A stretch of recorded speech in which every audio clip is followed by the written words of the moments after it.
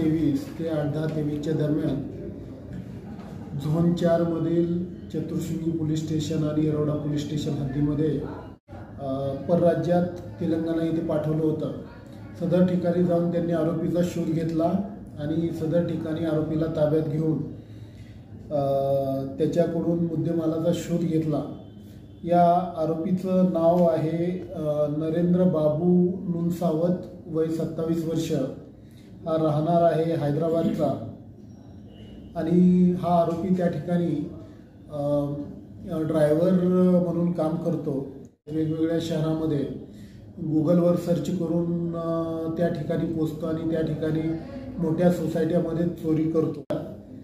शहरामध्ये येऊन चांगल्या मोठ्या हॉटेलला थांबून चोऱ्या करून हा मुद्देमाल घेऊन जात असतात।